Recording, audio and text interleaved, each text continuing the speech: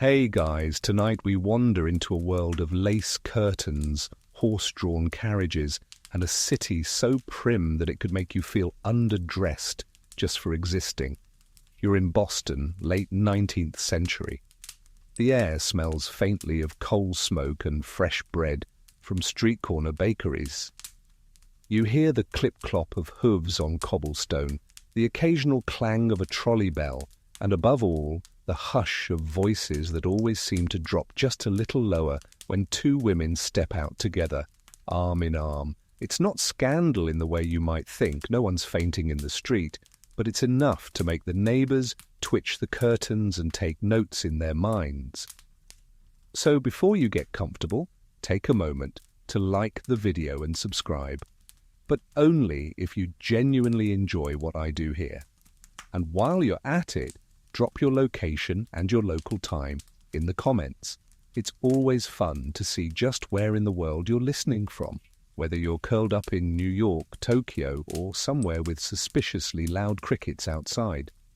Now, dim the lights, maybe turn on a fan for that soft background hum, and let's ease into tonight's journey together.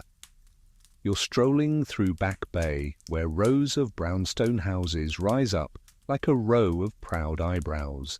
Inside, women are arranging parlours that gleam with polished mahogany and embroidered cushions. Outwardly, this is ordinary Boston respectability, calling cards left in silver trays, teacups rattling politely against their saucers, the soft rustle of silk skirts. But tonight's story isn't about the men who once occupied these drawing rooms. It's about what happens when women begin to occupy them together, deliberately, persistently, and without apology.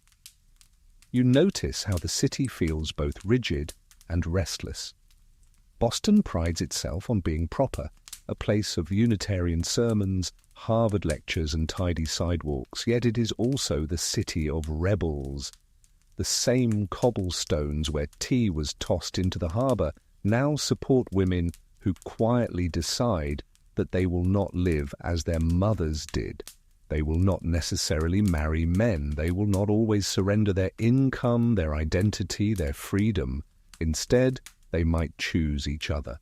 Historians still argue whether these so-called Boston marriages were radical acts of love or simply pragmatic business arrangements between well-to-do women who wanted companionship and independence. The truth is, probably, as usual, somewhere inconveniently in between. But what mattered most to gossiping neighbours was not the technicality of it. What mattered was the sight of two women sharing a house, a life, and perhaps more than they cared to explain. And here's where the cheeky reality check comes in. If you were one of these women, you probably wouldn't survive the constant eyebrow raising. Imagine explaining to your landlady that you and your roommate intend to pay rent together indefinitely. Her face might do that polite thing where it smiles and frowns at the same time, as though she just tasted lemonade with too much vinegar. You feel the tension. Society wants to name things to box them neatly. But here is something stubbornly slippery. Two women might call themselves companions, sisters in spirit, or simply friends. Yet beneath the veneer of politeness, the whispers grow. Did you see? They bought a home together. They entertain together. They travel together. The city may not shout scandal, but it murmurs it constantly, like a low hum you can't quite shut off. Boston at night can be oddly intimate. The gas lamps flicker, casting long shadows across brick facades. Couples stroll the commons hand in hand. But two women? That image unsettles the established script. You can almost hear the inner monologues of passers-by. Are they just friends? Are they too close? Should I mention this to someone at church? You realize quickly that while men's indiscretions were often forgiven with a sigh, women's companionship, when it dared to stand alone, was marked as peculiar, even suspicious. And yet, behind those drawn curtains, something fascinating is happening. Women are writing letters late into the night, letters filled with tenderness, wit, and sometimes a fierceness that makes your pulse quicken even centuries later. They are designing households that don't depend on male breadwinners. They are, in their quiet, domestic way, rattling the foundation of what a family could be. A quirky tidbit. Some neighbours didn't just whisper, they actively catalogued. Diaries from the period reveal entries about Miss So-and-so, always with Miss Such-and-such, as if spotting two women together was akin to recording the weather. Sunny today, drizzly tomorrow, and, oh yes, Mrs. Cabot had tea with her companion again. If Instagram had existed, Boston marriages would have had their own hashtag by 1890. But notice this, the scandal is mild, almost tender in its ridiculousness. You can picture the gossipers adjusting their spectacles, trying to decide if what they're seeing even qualifies as improper. After all, how improper could a life of knitting, piano recitals, and joint library cards truly be? And yet the unease lingers because deep down, society senses that if women can build whole lives with each other, maybe they don't need men at all. So you wander on through the hush of a city both repressed and restless. Behind one curtained window, you glimpse two figures bent over a lamp-lit table, one reading aloud, the other laughing softly. You realize you've just stumbled into the heart of tonight's story, the scandal of Boston marriages, and though it may not look dramatic, it will shift the way America imagines love, friendship, and independence. You follow the word itself, Boston marriage, rolling it over in your mind like a marble that never quite fits the groove. The phrase is oddly clinical, a little tongue-in-cheek, and born out of that uniquely Bostonian way of turning scandal into something politely unmentionable. It first pops up in the late 19th century, appearing in letters and essays with a knowing wink. The implication? Two women, well off enough to support themselves, decide to live together in a long-term, exclusive partnership. No need for a husband, no need for permission, just two women carving out their own space.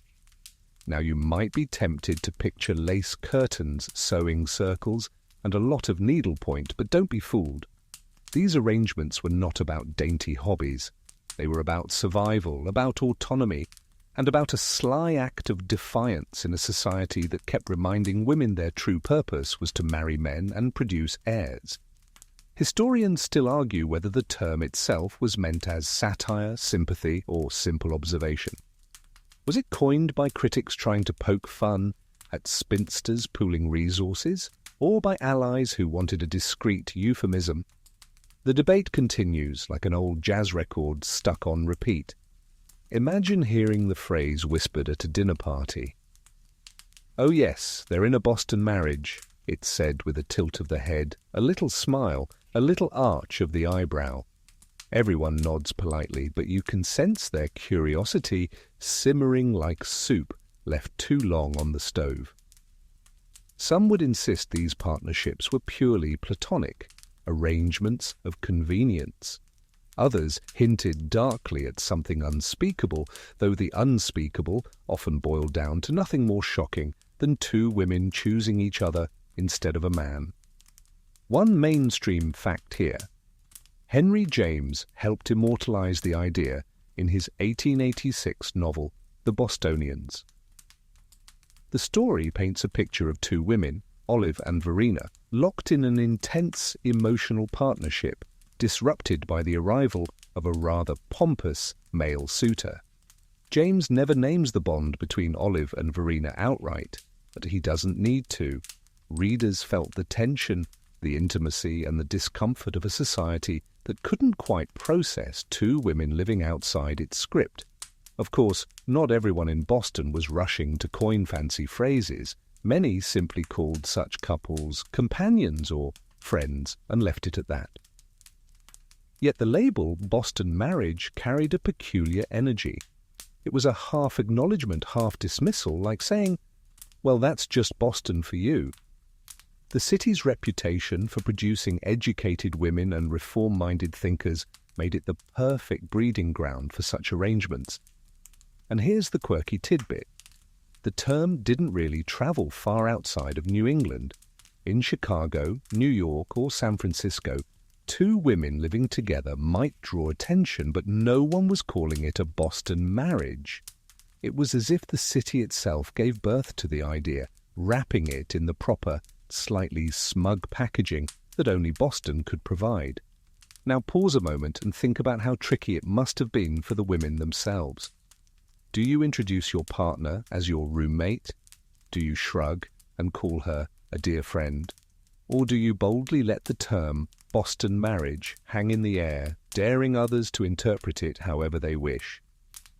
You can imagine the small smiles shared between these women as they navigated polite society, offering as much explanation as they cared to, and not a drop more. The scholarly debate still swirls. Were these unions romantic in the way we now understand same-sex relationships, or were they simply pragmatic arrangements among women who wanted independence? The answer, inconveniently, is yes. Sometimes romantic, sometimes practical, often a messy blend of the two. Historians dig into diaries and letters looking for smoking guns, but what they often find is nuance. Women expressing deep affection, calling each other beloved, yet also meticulously balancing household accounts and discussing investments. You probably won't survive the mental gymnastics required to classify these relationships neatly. Imagine a modern census taker standing at their door. So are you roommates, domestic partners, best friends, or... The women would likely smile, pour the census taker a cup of tea, and change the subject to the weather. The phrase Boston marriage thus became both a shield and a scandal. It gave people a way to talk about something they didn't fully understand without admitting too much. And every time it was spoken, it carried the faint rustle of suspicion, the flicker of fascination, and the whisper of rebellion. You notice how the seeds of Boston marriages were scattered long before the term itself sprouted. Picture yourself stepping into a parlor in Concord, Massachusetts, sometime around the mid-1800s. There you might bump into Ralph Waldo Emerson in his ever-present black coat, speaking in slow, deliberate tones about self-reliance, or Bronson Alcott spouting mystical ideas about education. Around them, clusters of women gathered, not simply to pour tea, but to debate philosophy, literature, and the emerging roles of women in society. This was the world of transcendentalism, a movement that encouraged people to trust their inner voice, live simply, and challenge tradition. And who better to take that advice seriously than women who were tired of being told their lives were meant to orbit exclusively around men? These thinkers gave women permission, or at least inspiration, to imagine lives outside the marriage plot. You trudge through the intellectual salons, hearing women's laughter ring out as they quote Emerson or Margaret Fuller, daring to consider the radical, what if a woman could choose her own destiny? One mainstream historical fact here is that Margaret Fuller herself, a towering intellect of the transcendentalist circle, argued fiercely for women's independence in her 1845 book, Woman in the 19th Century. Though she herself did not live in what we'd later call a Boston marriage, her ideas planted the notion that women might live for themselves and for each other, not simply as appendages to husbands. And here's your quirky tidbit. Some of these gatherings looked more like chaotic family reunions than highbrow seminars. Emerson's house, for instance, often rang with children running underfoot, pets scampering about, and endless interruptions, while upstairs a guest might be writing fiery essays about freedom and equality. So much for the serene image of philosophy. Out of this heady atmosphere came a new breed of women, college-educated, literate, often financially stable, who weren't particularly interested in marrying. They had read Fuller, attended lectures, and sat at the feet of reformers. They believed they could carve out independent lives, and sometimes they chose to do so together. Historians still argue whether transcendentalism directly inspired Boston marriages, but the overlap is hard to ignore. Intellectual independence often walked hand in hand with emotional independence. You slip into the mind of one of these women, perhaps a Wellesley student in the 1870s, curled up in the library with Emerson's essays. She underlines passages about self-reliance, nodding furiously, and then looks across the table at her classmate, realizing with a small shock that she doesn't want to rely on a husband, she wants to rely on her. You can almost hear the gears turning, the soft clink of an idea that will one day ripple across parlours and campuses alike. Now, reality check. You probably wouldn't survive sitting through one of those 3-hour Emerson lectures without drifting into a nap. His words were lofty, his cadence slow, and the benches hard. But his message lingered like smoke caught in fabric, and it infused women's imaginations with possibilities their mothers had never dreamed of. The scholarly debate around this period often asks, were these women consciously rebelling against patriarchy, or were they simply following the currents of intellectual fashion?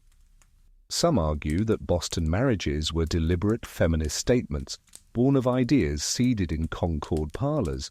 Others say they were more accidental, women who happened to have means, education, and companionship drifting together out of convenience. Again, the truth probably lies somewhere inconveniently in between. But whether deliberate or accidental, the soil had been tilled.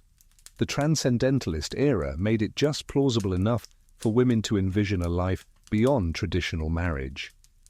It whispered that independence was noble, that simplicity was virtuous, and that choosing your own path was the highest calling. For some women, that path curved gently toward another woman. You close your eyes and imagine the lamplight in Emerson's study, the faint smell of ink and leather, the murmur of voices rising in debate. It feels almost ordinary, yet out of these ordinary rooms came extraordinary ideas, ones that would echo in the scandalous whispers of Boston parlours decades later. You wander now onto the leafy campus of Wellesley College in the late 19th century. The buildings are fresh with ambition, red brick against blue New England skies, and the paths are worn by the footsteps of women who know they are doing something radical simply by studying here. They are college women in an era when higher education for women is still treated like an eccentric experiment, and their presence carries a whiff of controversy. You hear the crunch of gravel as young women hurry to lectures with books pressed tightly to their chests, skirts brushing the dust, minds racing with ideas that would have shocked their grandmothers. Among the professors at these new women's colleges, you see something quietly remarkable. Many of them do not marry. Instead, they form lasting partnerships with other women, sometimes fellow professors, sometimes administrators, sometimes former students. These are the pioneers of Boston marriages, though they would rarely call themselves that aloud. They create domestic havens on the edges of campus, cottages filled with books, laughter, and the occasional scandalized murmur from outsiders. A mainstream historical fact. Catherine Lee Bates, the Wellesley professor who wrote the lyrics to America the Beautiful, lived for 25 years with Catherine Coman, the chair of Wellesley's economics department. They shared a house, a life, and the affectionate nickname, the Two Catherines. Letters between them speak of love and partnership in terms that are hard to dismiss as mere convenience. Yet in their time, society found ways to nod politely without digging too deep. And here's your quirky tidbit. The Wellesley campus itself seemed almost designed for such pairings. Dormitories fostered intense bonds among students, professors lived on site, and the atmosphere brimmed with female companionship. Visitors sometimes joke that the campus felt like a world without men, an island where women ruled. In fact, male journalists often visited to poke fun, describing the place with equal parts fascination and alarm, as if they had stumbled into a beehive that might suddenly swarm. Historians still argue whether these professorial partnerships were primarily romantic or professional. Were the Catherines partners in love, or merely partners in building an academic life? The evidence is tantalizing but never conclusive. That ambiguity, though, was part of the power. By refusing to define themselves according to society's expectations, they slipped neatly past the constraints that marriage to men would have imposed. You walk through one of those cottages now. The scent of tea leaves lingers in the kitchen, while stacks of graded papers slump on the dining table. A cat curls on a windowsill, twitching its tail. In the study, two women sit shoulder to shoulder, one reading aloud while the other jots notes. Their rhythm is companionable, practiced, unremarkable to them, and yet revolutionary to the outside world. The economic freedom of being college professors helped make this possible. Unlike many women of their time, they drew steady salaries. They had their own money. They could buy houses, host dinners, and travel abroad together. In short, they had choices. And those choices included each other. Reality check.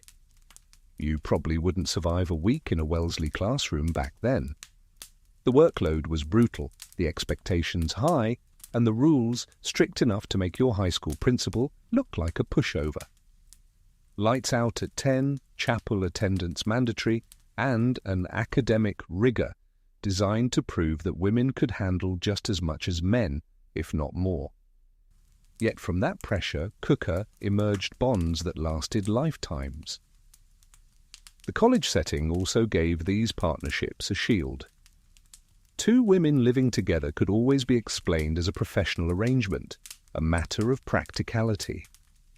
Students might whisper, alumni might smirk, but administrators usually looked the other way. After all, the college itself benefited from the stability of long-serving professors who poured their lives into teaching. You can almost hear the echoes, chalk scratching on slate, the shuffle of students rising for recitation, and the laughter drifting from the cottages after dinner. Behind those walls, women were building something that looked suspiciously like marriage, only without the men. And in doing so, they were quietly redrawing the map of what women's lives could be. You turn a corner away from campus life and find yourself stepping into the plush drawing rooms of Boston's wealthy widows. Here, the carpet sinks softly under your shoes, the chandeliers glitter, and the walls are lined with gilt-framed portraits of stern ancestors who probably wouldn't approve of what's happening beneath their watchful gazes. But the women of these rooms have money, and with money comes a kind of freedom that allows them to laugh at convention, at least behind closed doors. These are women who married well, or at least married into money, and then found themselves, through widowhood or inheritance, in control of substantial fortunes. Instead of remarrying, many chose to share their households with other women. They pooled their resources, furnished their homes lavishly, and entertained with flair. To the outside world, it looked like hospitality. To those who paid closer attention, it looked suspiciously like independence. A mainstream historical fact. Isabella Stewart Gardner, the famous art collector and society hostess, wasn't in a Boston marriage herself, but her social world was full of women who were. Boston's elite neighborhoods, from Beacon Hill to Back Bay, held more than a few homes where two women presided as joint mistresses of the house. These arrangements were sometimes tolerated with indulgent amusement, sometimes whispered about with suspicion, but they undeniably existed tucked inside the city's most respectable addresses. Here's your quirky tidbit. Many of these women were astonishingly good at interior design, long before interior decorator was a career.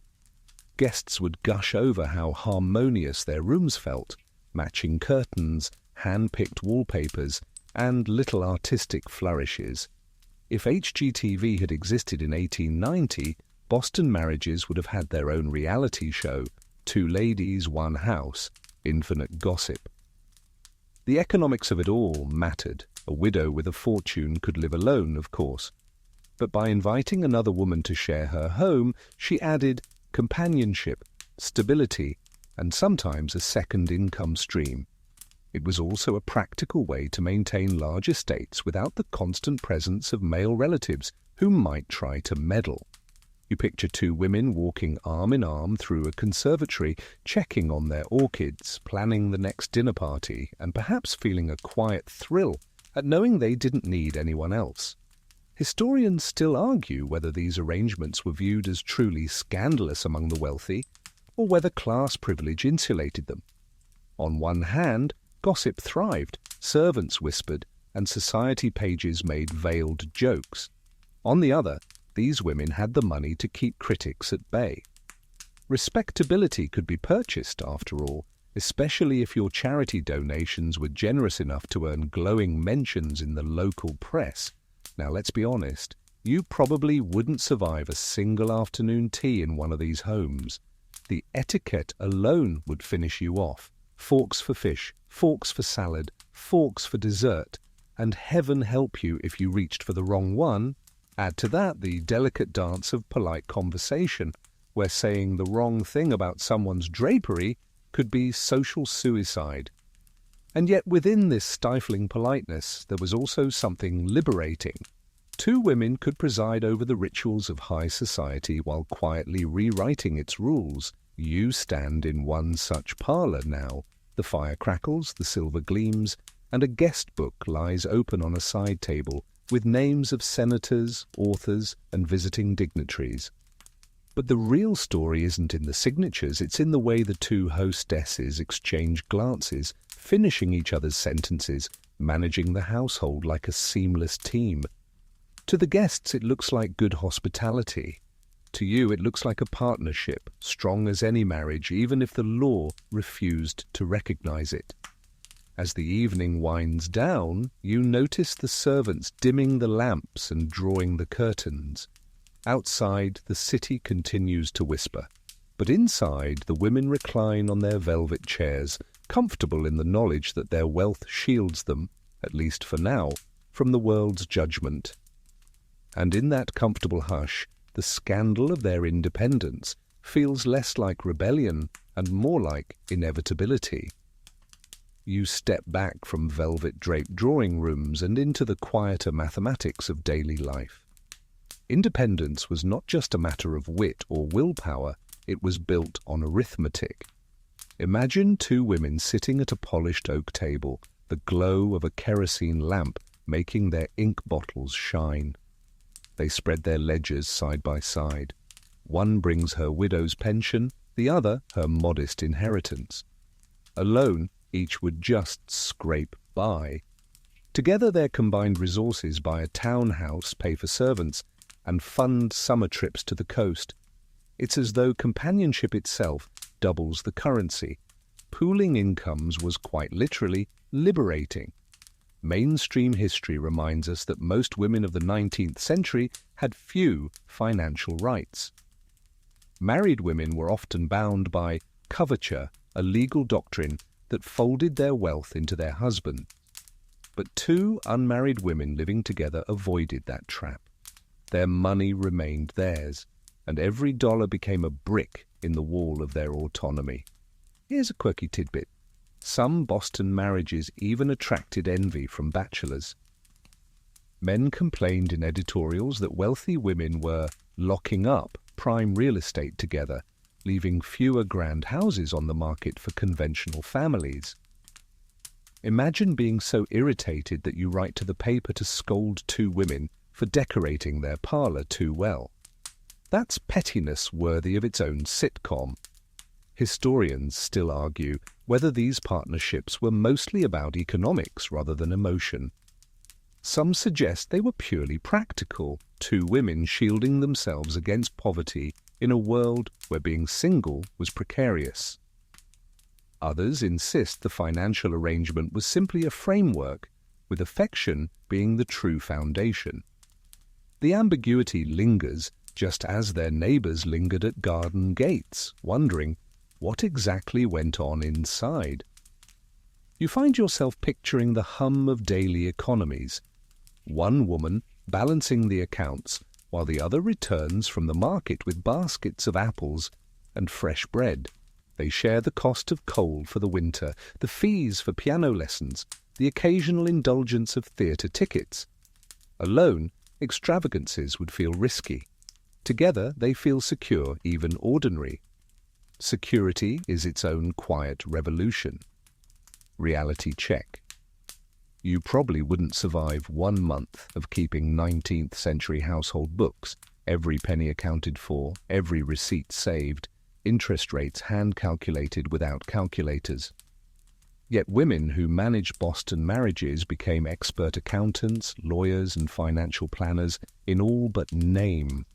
You can almost hear the scratching of pens across ledgers, the sigh of relief when the sums add up just enough to cover the bills, and the shared smile when there's even a little left over for a summer carriage ride. The pooling of resources also softened the sharp edges of loneliness. In a society that pitied spinsters, calling them burdens on their families, these women carved out a third option. Together, they could maintain dignity, independence, and community standing. Instead of being the odd single aunt stuffed in a back bedroom, they became mistresses of their own houses, issuing invitations instead of waiting for them. You drift through a Boston street at dusk, the lamps flickering on. From one townhouse window you hear piano notes drifting, from another laughter at the supper table. To a passerby it all seems ordinary, but you know better. Every shared meal, every balanced account book, every jointly signed deed is another thread tugging against the web of patriarchy. 2 incomes, 2 voices, 1 household. Together, they make a life society never intended but could not entirely stop. You linger now at the edge of the city's gossip networks, where the clink of teacups and the rustle of newspapers fuel an endless churn of speculation. Imagine yourself picking up the Boston Evening Transcript, its pages smelling of fresh ink. You skim columns that detail shipping arrivals, society weddings, and, wedged slyly between advertisements for corsets and patent medicines, little blurbs hinting at unusual domestic arrangements. The editors never spell it out, of course. That would be vulgar. Instead, they use a wink and nudge tone that lets readers connect the dots. Mainstream historical fact. Late 19th century society columns often thrived on euphemism. Women living together might be described as inseparable friends or constant companions. Sometimes a reporter would remark, Miss X and Miss Y are seldom seen apart. Readers knew exactly what was being suggested without a single, explicit word. And here's your quirky tidbit. One Boston paper once described 2 well-known companions as being like Damon and Pythias, referencing a pair of loyal friends from Greek legend. Of course, most readers wouldn't miss the undertone. The comparison was a bit too dramatic for simple friendship. Picture today's equivalent, tabloids captioning photos of celebrities with heart emojis, but never quite saying the word couple. Historians still argue whether these columns meant harm or whether they offered a strange kind of validation. Were journalists mocking these women, hinting that their relationships were scandalous, or were they slyly acknowledging that such partnerships existed and mattered? You can almost hear scholars sighing as they flip through brittle archives, unsure whether to read between the lines or take the words at face value. You trail behind a pair of ladies leaving a shop on Tremont Street. They walk arm in arm, gloves brushing, hats tilted just so. Behind them, a man folds his newspaper and whispers to his friend. Another passerby smirks. The women, though, glide on, unaffected, their laughter soft and unbothered. You realize this is the heart of the scandal, not what they're doing, but the fact that they're doing it so unapologetically. Reality check. You probably wouldn't survive one of those gossip-fueled tea gatherings. The sheer volume of side eyes and passive-aggressive remarks could flatten even the most resilient spirit. Imagine being served sponge cake alongside a question like, "So will you two always live together?" and trying to answer without choking. Yet for these women, This was the daily atmosphere, half acceptance, half suspicion, and a full dose of nosiness. The gossip extended beyond newspapers into sermons, dinner parties, and drawing rooms.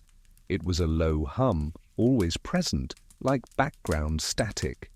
Some neighbours probably relished the whispers, feeling important for knowing something salacious. Others defended the women, brushing off rumours as exaggerated nonsense. Still others quietly envied the freedom they represented. You can almost hear the echoes of whispered nicknames, the raised eyebrows, the knowing chuckles when two women entered a room together. Yet gossip is a funny thing. It rarely kills what it mocks. Instead, it keeps it alive. By talking endlessly about Boston marriages, society gave them a kind of immortality. The very act of trying to undermine them ensured that people would remember. As the evening deepens, you pass under another flickering gaslight. A discarded newspaper flutters in the gutter, its headline long forgotten. But those little lines, those sly comments about inseparable companions, linger in the air. The scandal may have been whispered, but the echo is still loud enough for you to hear even now. You drift now into the world of novels, where fiction often says the things society cannot. Imagine yourself in 1886, perched on a stiff parlour chair with a copy of Henry James's The Bostonians balanced on your lap. The book smells faintly of glue and dust, its pages dense with James's famously labyrinthine sentences. You squint, trying to follow his winding prose, and soon realize you've stumbled into one of the earliest and most controversial portrayals of a Boston marriage. Mainstream historical fact, The Bostonians tells the story of Olive Chancellor, a stern and idealistic woman who develops a powerful bond with Verena Tarrant, a younger, more impressionable woman. Their relationship is so close that Olive dreams of building a life around it. But Basil Ransom, a pompous Southern lawyer, intrudes and insists on pulling Verena back into the traditional orbit of marriage. The tug-of-war between Olive and Basil isn't just about one young woman's fate. It's a cultural battleground over whether women could ever belong wholly to each other. You can almost hear James smirking as he writes. He paints Olive as passionate, intelligent, and uncompromising, but also at times a little obsessive. Verena comes across as bright but malleable, a character tugged like a doll between competing visions of her future. Basil, meanwhile, struts through the pages with such self-assurance that you almost want to throw your teacup at him. Here's your quirky tidbit. Contemporary readers didn't exactly love the book. Many found it unsettling, confusing, or downright scandalous.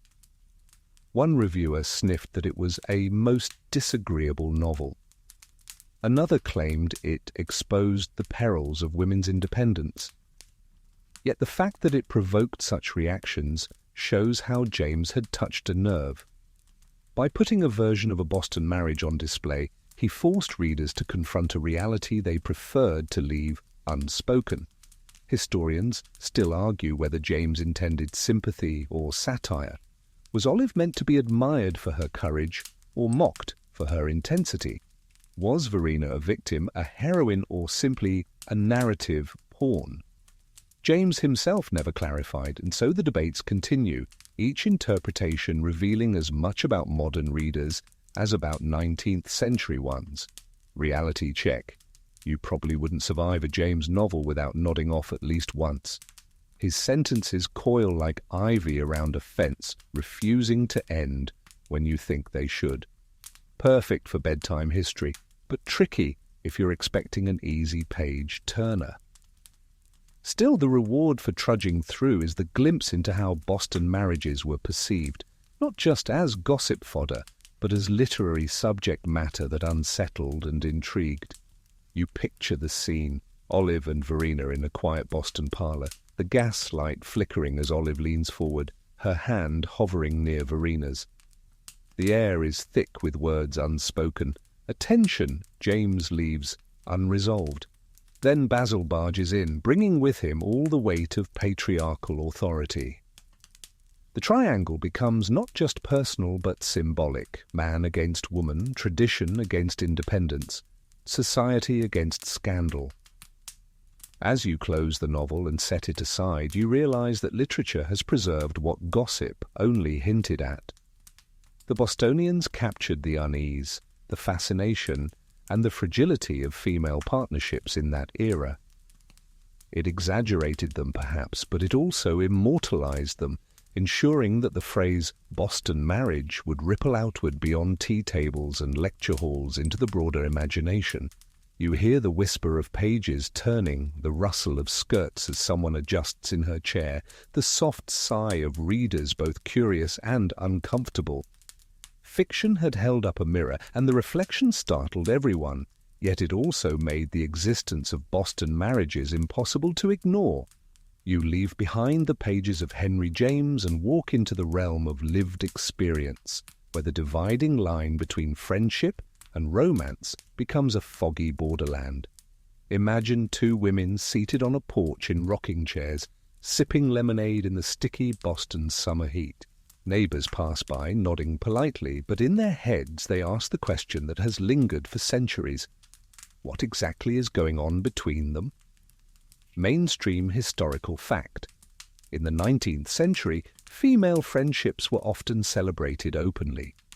Women wrote each other letters filled with passionate endearments, exchanged locks of hair, and even shared beds without raising suspicion. This was the era of romantic friendship, a cultural framework that allowed women to express deep affection without automatically being branded improper.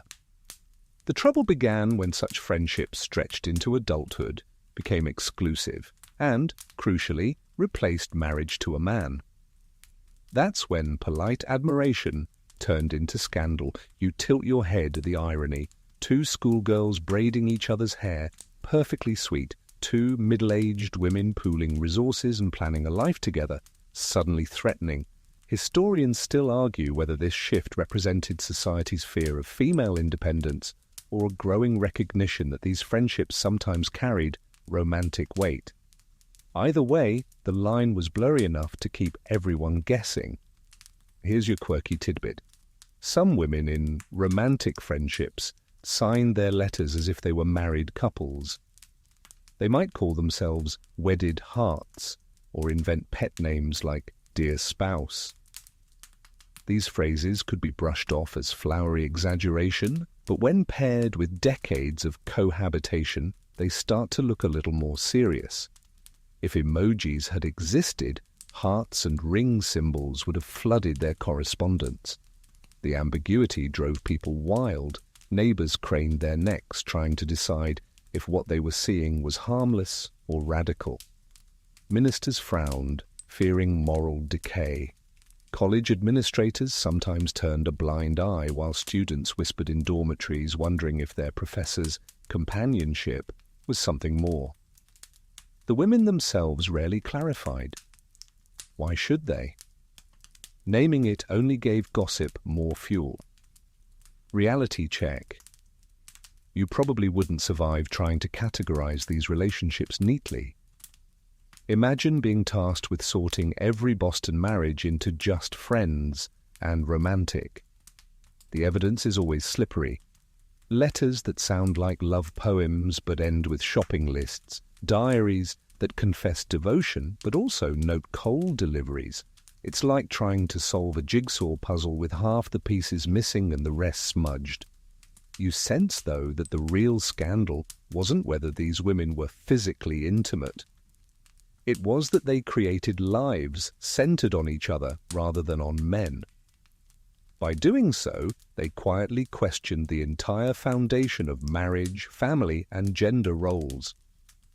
Whether or not they ever kissed behind closed doors, their mere decision to build households together was enough to rattle the social order. As you stroll past a Boston townhouse, you picture the scene inside. Two women sitting by the fire, one reading aloud from a novel, the other mending a hem. Their lives intertwined not by necessity, but by choice. And outside, the city hums with speculation, struggling to place them in a box that never quite fits.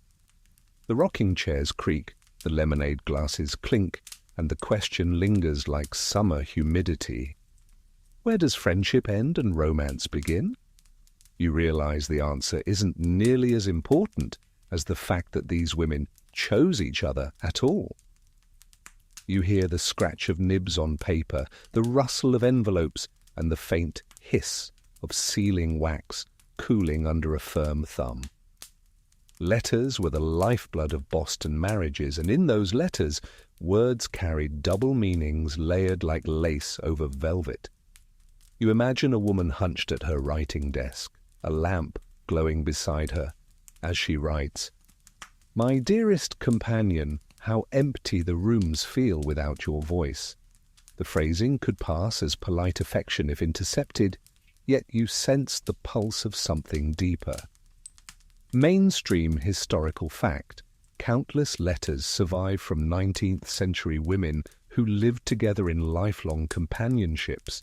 They often wrote with tenderness phrases like, "My beloved," "My darling," and "Forever yours."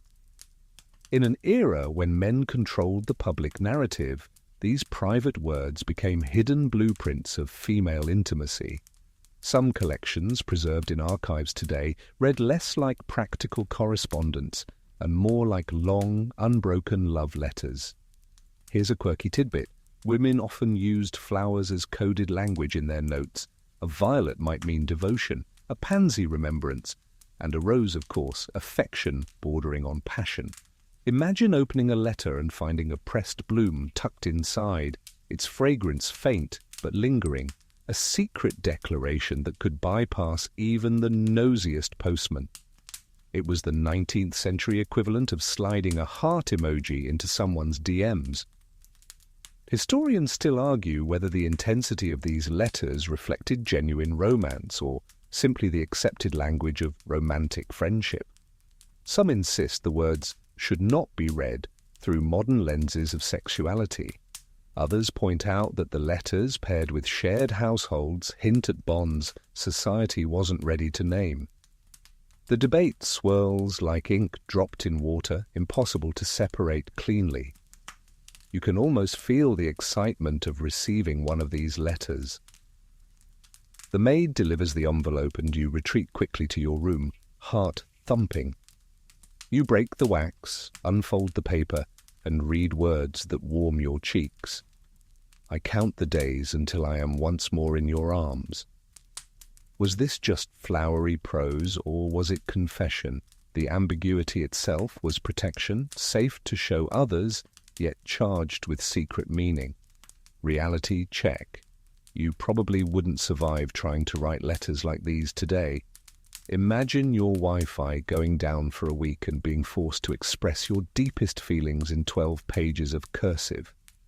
Add to that the patience required to wait days or weeks for a reply. These women, however, lived in that rhythm. The pause between letters was part of the longing. The silence was as eloquent as the ink. The secrecy added to the thrill. Letters could be hidden in drawers, tucked inside books, or carried in reticules. A misplaced letter could ignite gossip, but carefully guarded, they were lifelines. And unlike casual chatter, letters preserved the intimacy forever. You walk through a modern archive and peer at them under glass. The paper yellowed, the ink faded, but the words still vibrating with intensity across a century and more. Picture the ritual. Dipping the pen, blowing gently on the wet ink, folding the sheet, sealing it with wax. Each gesture carried weight, turning a mundane act into ceremony. The writer leans back, perhaps smiling faintly, knowing her words will soon reach the woman she longs for. The letter travels by train, then carriage, then hand, and when it is opened, the two women are, for a moment, connected across miles. Scandal and society be damned. You wander into the dim corridors of a women's college dormitory around 1890, where the air smells faintly of lamp oil, chalk dust, and lavender sachets, tucked into trunks. It's late evening, and though the lights are meant to be out, you catch the muffled giggles of young women perched on the edges of iron-framed beds. They are whispering secrets, trading poems, and slipping little tokens into one another's hands, a ribbon, a pressed flower, a lock of hair tied with thread. This is the culture of the college girl crush, an almost ritualized practice that blurred admiration, performance, and intimacy into one mainstream historical fact. In the late 19th and early 20th centuries, young women at colleges like Wellesley, Smith, and Vassar openly engaged in what they called smashes or crushes. A younger student might become devoted to an older one, writing gushing notes, waiting eagerly outside classrooms, or even serenading her beneath her window.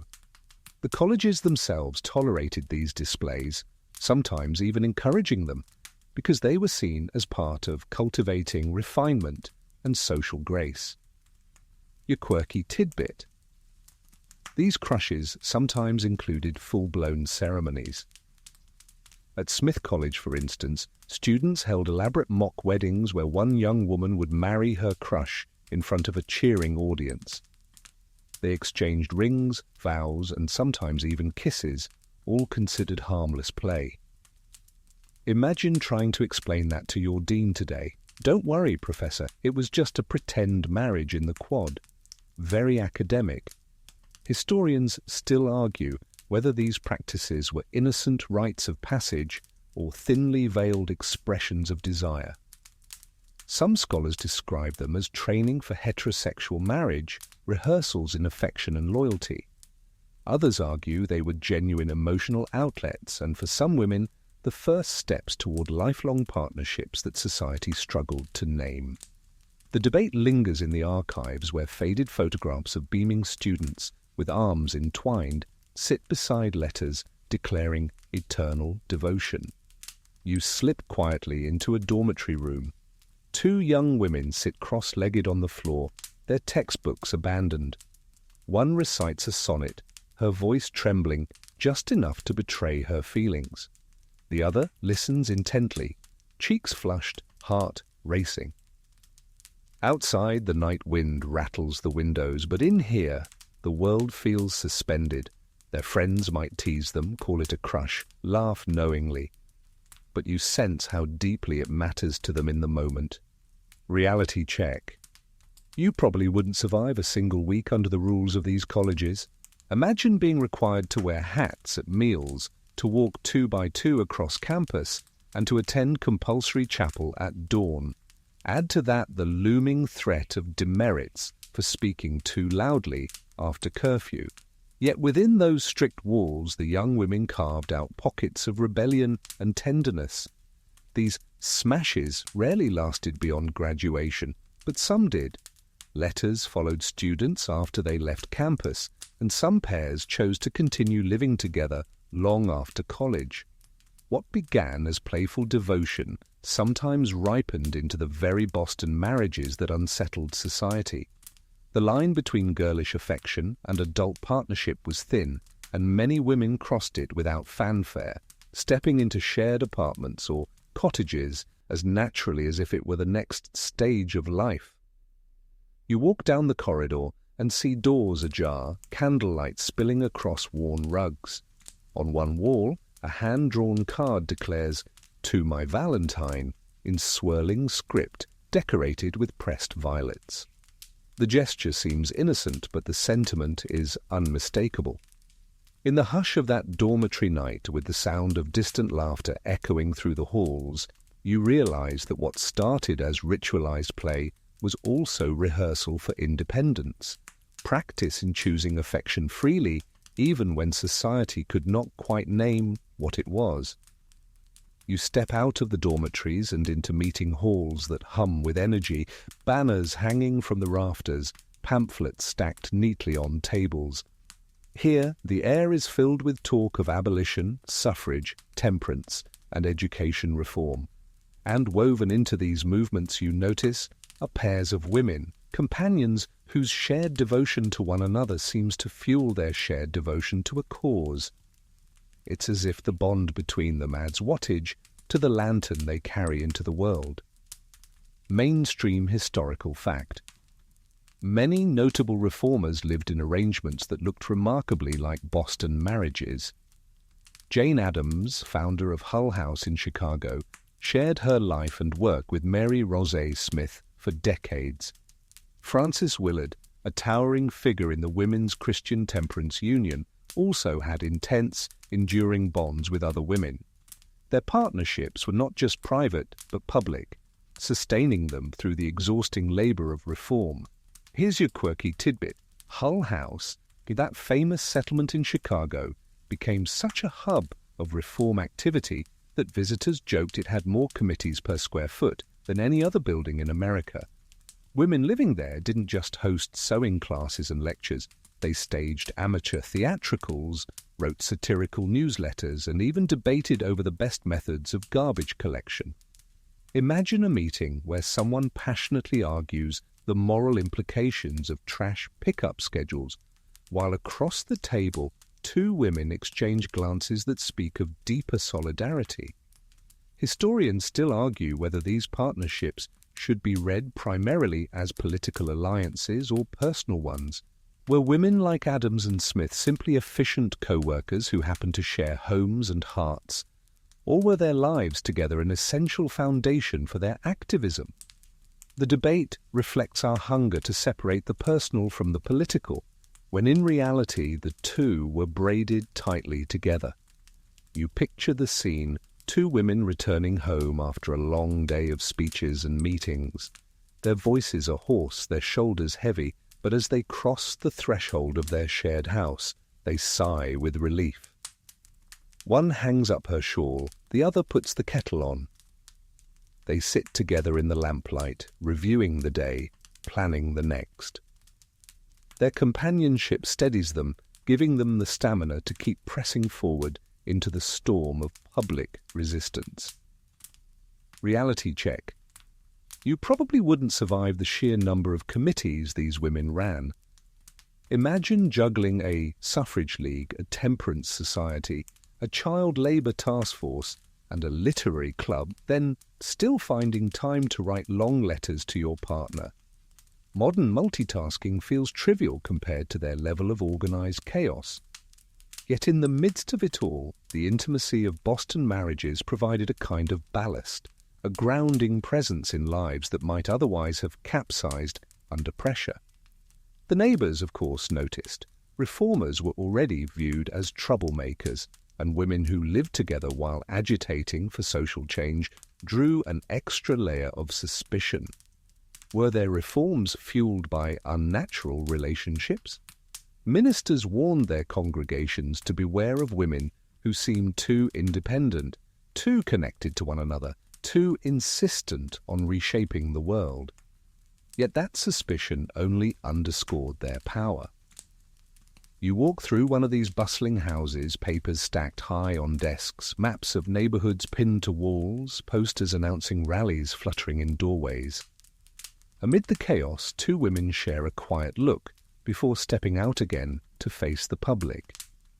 Their bond, invisible to those who wish to deny it, is the invisible thread stitching together both their private comfort and their public defiance. You slip now into the glittering world of high society, where chandeliers spill golden light over satin gowns, and the hush of servants' footsteps keeps the machinery of hospitality running smoothly.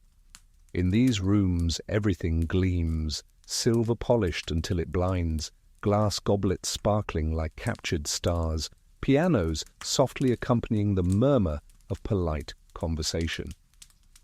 And presiding over it all, you notice, are not the expected husbands and wives, but two women, mistresses of the house, united in purpose, presenting themselves to the world as a pair. Mainstream historical fact. In late 19th century Boston and other cities, female hostesses often held salons that brought together artists, writers, reformers, and politicians. Some of these salons were run by women in Boston marriages. Their households became known as places where one could expect witty conversation, earnest debate, and impeccable tea service. While men hosted clubs, women hosted salons, and when two women hosted together, the effect was doubly magnetic. Here's your quirky tidbit. Guests sometimes had to endure what they called parlour theatricals, short dramatic performances staged by the hostesses and their friends. These skits could range from Shakespearean soliloquies to tongue-in-cheek satires about local politics. Imagine sipping your tea politely while your hostess, in costume, delivers Hamlet's soliloquy with surprising gusto, her partner prompting her lines from the wings. Some guests found it delightful, others a bit eccentric, but no one forgot it. Historians still argue whether society genuinely accepted these dual hostesses or merely tolerated them for the sake of good parties. Some suggest that wealth and charm gave them a protective shield. If the champagne was chilled and the orchestra well-tuned, people were willing to overlook the unconventional arrangement. Others argue that such households were constantly under scrutiny, with every gesture interpreted as a clue to something scandalous.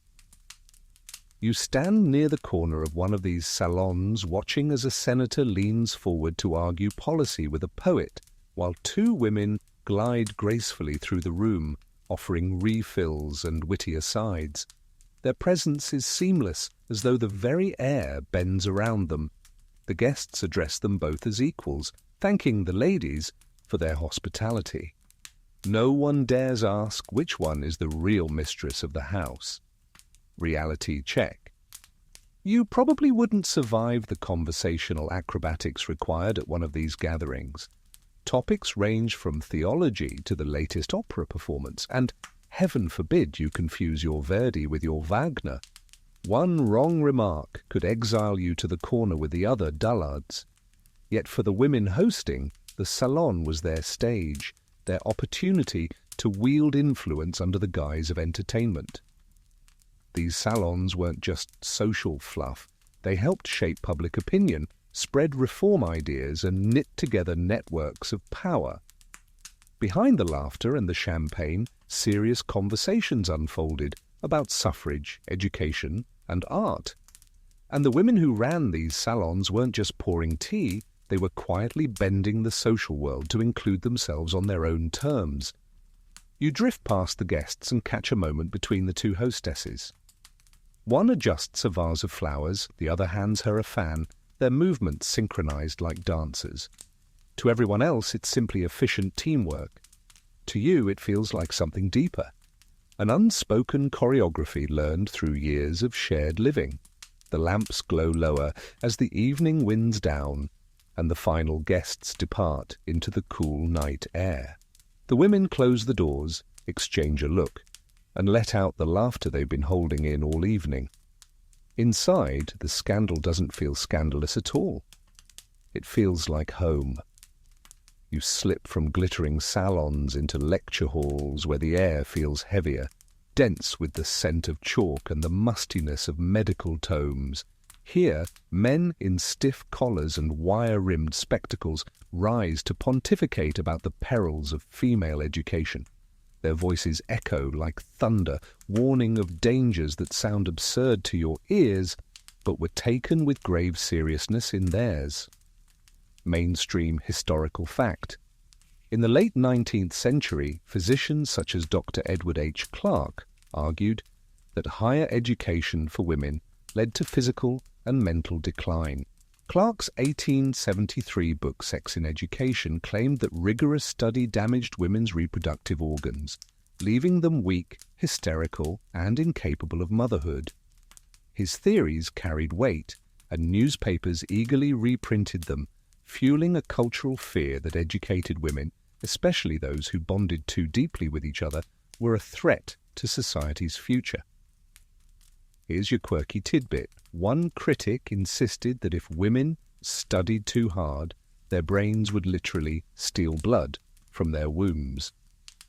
Imagine that, arithmetic class versus fertility, a zero-sum game. By that logic, you might want to avoid crossword puzzles if you ever hope to start a family. You almost hear modern readers laughing out loud, but in their time, these claims justified real restrictions on women's opportunities. Historians still argue whether such theories were genuine medical ignorance or deliberate tools to keep women in domestic roles. Some scholars see Clarke as a misguided physician repeating flawed science. Others argue he knew exactly what he was doing, using the authority of medicine to scare society away from the unsettling sight of women thriving independently, often in close companionships with other women. You picture a lecture hall filled with young female students, hearing these warnings and rolling their eyes, at least inwardly. Outwardly, they keep their composure because to laugh too loudly would risk being labelled hysterical, which ironically was the very diagnosis they were trying to dodge. Still they whisper afterward, poking fun at the absurdity. One might quip, "Careful, don't solve too many equations or you'll faint away," and the others smother their giggles under shawls. Reality check.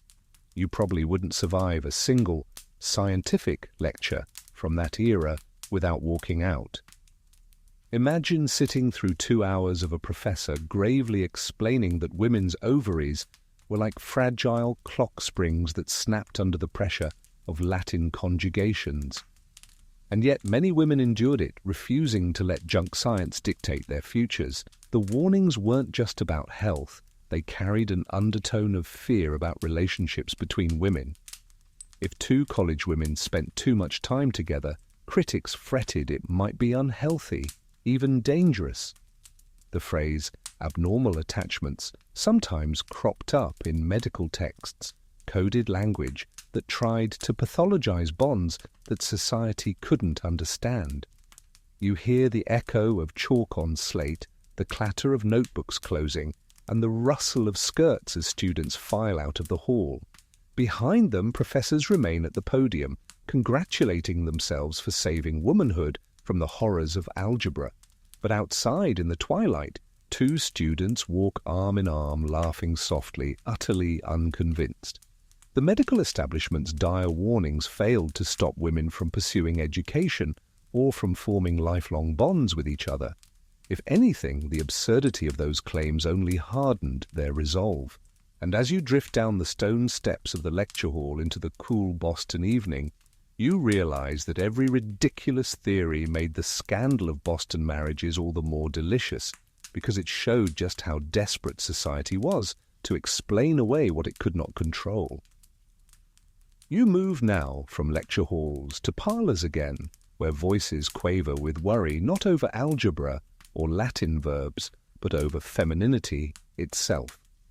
Picture a Sunday afternoon gathering, tea poured, biscuits on a silver tray, and the topic of conversation veers toward those odd households run by two women. A guest leans in and whispers, "It isn't natural, you know. What will become of womanhood if this continues?" The room hums with murmurs of agreement, as if womanhood itself might evaporate like steam from the teapot. Mainstream historical fact. In the late 19th and early 20th centuries, many social critics argued that Boston marriages threatened the very essence of femininity. If women didn't marry men, critics feared they would abandon their natural roles as wives and mothers. Magazines warned of unsexed women, educated, independent, and uninterested in family life as society defined it. The worry was not just about individuals, but about the collapse of an entire social order built on traditional gender roles. Here's your quirky tidbit. Some critics actually blamed bicycles. They claimed that women who rode bicycles, symbols of independence, were more likely to abandon men and cling to each other. One commentator even fretted that the bicycle face, a grim, determined expression from pedaling too hard, would make women unattractive to men and thus drive them into unnatural companionships. Imagine a scandal hinging on whether you smiled enough while riding your Schwinn. Historians still argue whether these fears reflected genuine anxiety about population decline or whether they were just moral panics dressed in pseudoscience. Some scholars suggest the outcry revealed men's insecurity. If women could survive, even thrive, without them, what did that say about male authority? Others argue it was about economics, a fear that women stepping out of traditional roles would unravel the household-based economy society depended on. You picture the critics writing in dark-panelled studies, dipping pens furiously into inkwells, muttering about lost womanhood, as though it were a set of car keys. Meanwhile, the women they feared were arranging flowers together, planning lecture series, or simply enjoying supper in their shared homes. The contrast between panic and reality is almost comical. Reality check. You probably wouldn't survive a day in a Victorian advice column. Imagine being told with complete seriousness that too much reading might cause your womb to wander. These critics really did believe, or at least claimed, that female independence was a slippery slope toward the unraveling of civilization. Yet despite their hand-wringing, civilization carried on, women rode bicycles with abandon, and Boston marriages quietly multiplied. You walk into one of those respectable parlours now and you can feel the tension in the air. On the mantelpiece stands a clock, ticking too loudly, marking every second of polite anxiety. One lady fusses with her gloves, another sips tea too quickly. They talk of unnatural bonds, of femininity fading, of the dangers of modern life. But then you glance through the window across the street and see two women carrying groceries together, laughing as they balance baskets in their arms. In that laughter lies a very different vision of femininity, one not diminished but reshaped. The fear of lost womanhood says more about the critics than about the women themselves. It reveals a society terrified of change, clinging to fragile definitions of gender. And as you let the tea grow cold in your imagination, you realize that what they called the loss of womanhood was, in fact, its expansion. You find yourself now in the noisy world of ink and caricature, where satire becomes society's safety valve. Step into a print shop on Washington Street, the air thick with the metallic tang of type and the smell of fresh ink. Sheets hang to dry on lines strung across the room, each page filled with exaggerated sketches of women who dared to live together. These cartoons, sold cheaply and passed from hand to hand, mocked what polite society couldn't quite say aloud. Mainstream historical fact, newspapers and magazines in the late 19th and early 20th centuries often used cartoons to lampoon women in Boston marriages. They depicted them as mannish spinsters, overdressed eccentrics, or domineering figures leading more feminine companions astray. The humour was often cruel, relying on stereotypes about gender roles and a deep discomfort with women living outside male authority. Here's your quirky tidbit. Some cartoons even portrayed Boston marriage couples with tiny, yapping lapdogs as symbols of misplaced affection. The dog, drawn with bugged-out eyes and absurd bows, became a stand-in for what the cartoonist dared not depict directly. If you've ever seen a meme that tries too hard, you'd recognize the energy. Imagine society's discomfort sublimated into a pug in a bonnet. Historians still argue whether these caricatures reflected genuine widespread anxiety or whether they were more about selling papers with sensational humor.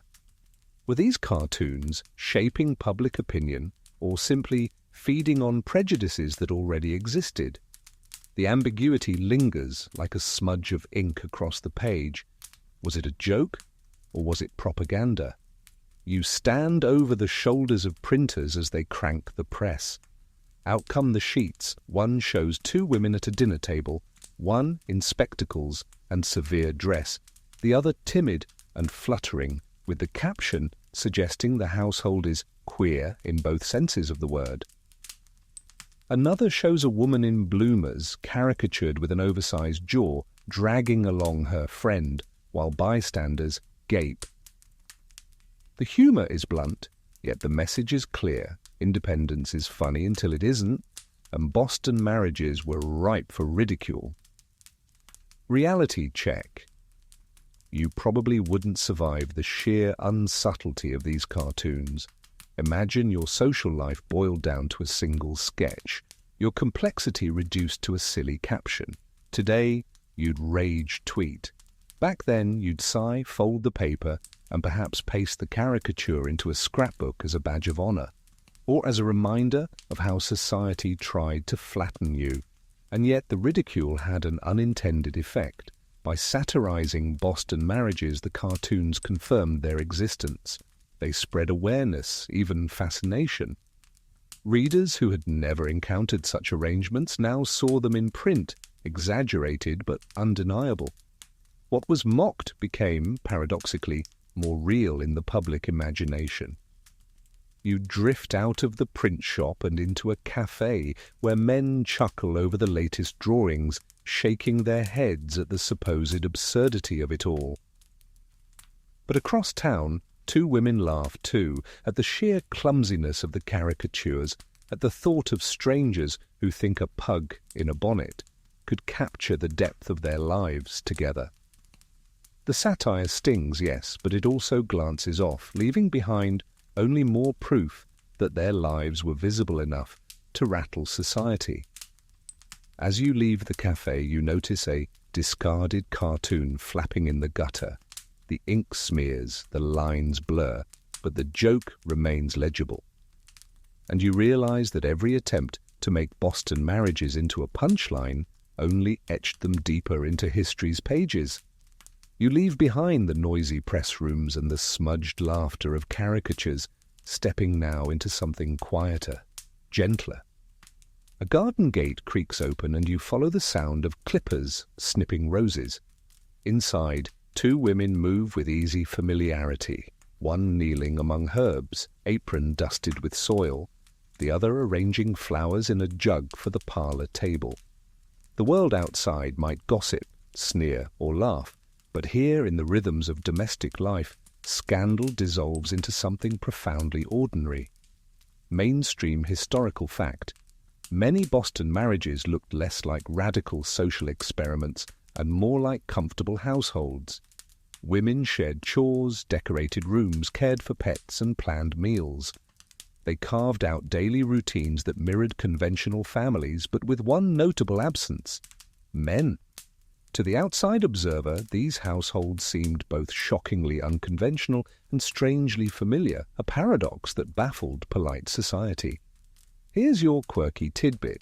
Diaries from some of these women reveal a fondness for quirky domestic rituals, like staging elaborate tea ceremonies with mismatched china, or keeping detailed household ledgers that recorded not only expenses, but also jokes and poems.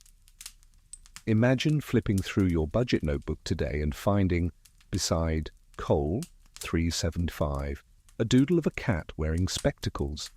These little notes remind you that life together wasn't just resistance, it was also play.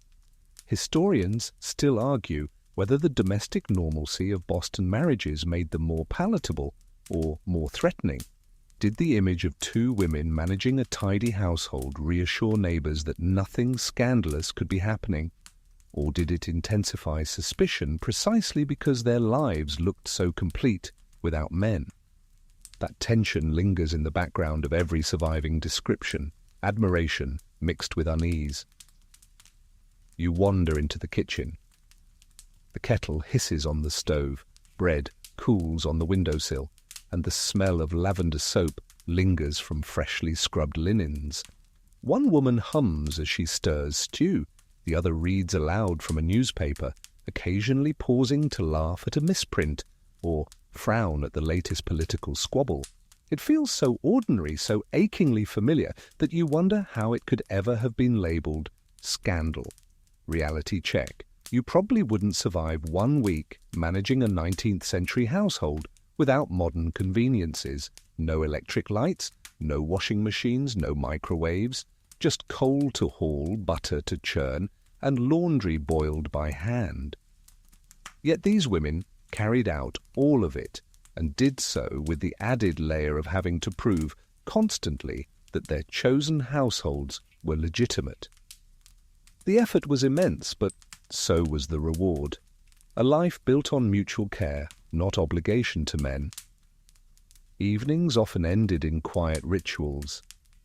They might take turns at the piano, read poetry aloud, or mend clothing together under the glow of an oil lamp.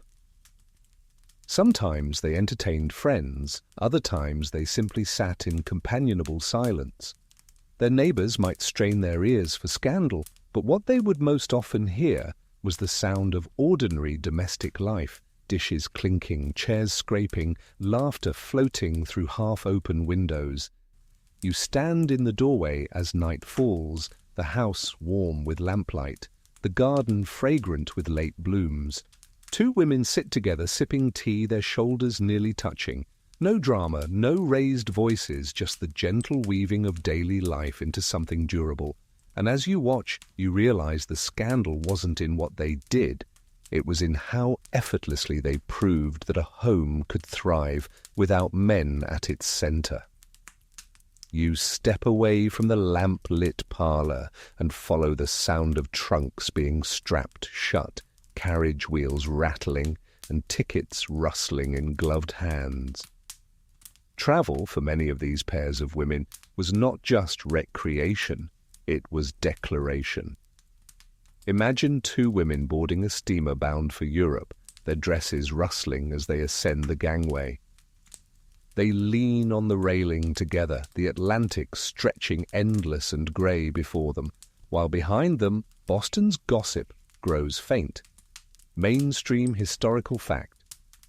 Many women in Boston marriages travelled extensively, often to Europe. Travel was a way to expand horizons, to study art and languages, and sometimes simply to escape prying eyes at home. It wasn't unusual to see women companions listed together on passenger manifests, their names appearing side by side as if they were a family unit. Letters and diaries from these trips record visits to museums, cathedrals, and seaside resorts, moments of freedom in landscapes where no one knew or cared about their reputations. Here's your quirky tidbit. American travelers often remarked that Europeans seemed less fazed by female pairs than their compatriots back home. In Paris, two women dining together could be chalked up to eccentricity. In Rome, they were simply tourists. One diary records a Boston woman delighting in being mistaken for her companion's sister abroad. It was easier to let strangers assume than to explain. Plus, the occasional mix-up made hotel check-ins a breeze. Historians still argue whether travel made these relationships more visible or more invisible. On one hand, boarding ships and staying in hotels together marked them publicly as a unit. On the other, being far from home gave them a protective anonymity. Abroad, they could walk arm in arm without glances that weighed heavy. Back home, the very same gesture could spark weeks of gossip. The paradox remains visibility and invisibility at once. You wander into a European pensione, its walls painted a fading ochre. Two women sit at a small table, nibbling bread and cheese, planning their day. One wants to tour a cathedral, the other insists on the art museum.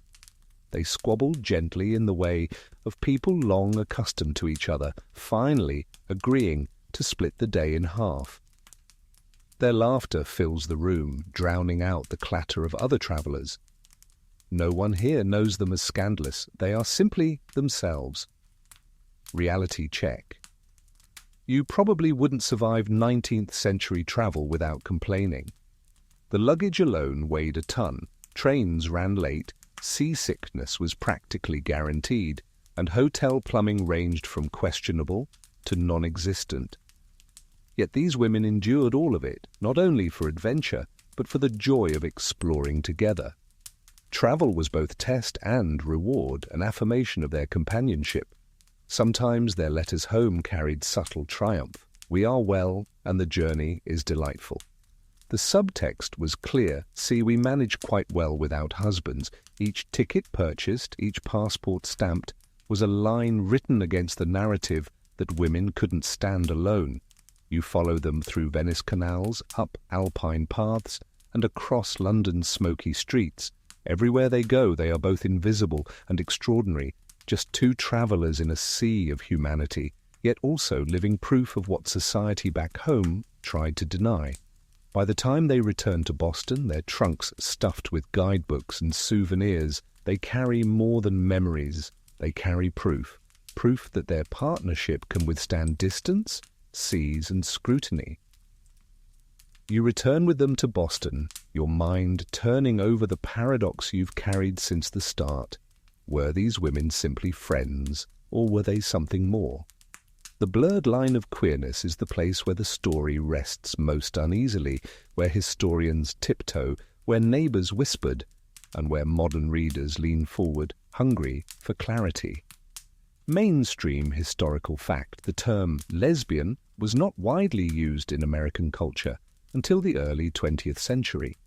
In the late 1800s, there was no mainstream vocabulary for same-sex desire between women. As a result, many Boston marriages occupied an ambiguous space. They looked like marriages in every way except for legal recognition, but without a cultural word to name them, contemporaries often framed them as simply romantic friendships. That lack of language left room for both protection and erasure. Here's your quirky tidbit. One women's magazine described a Boston couple as living in a union of souls so complete that marriage itself could add nothing.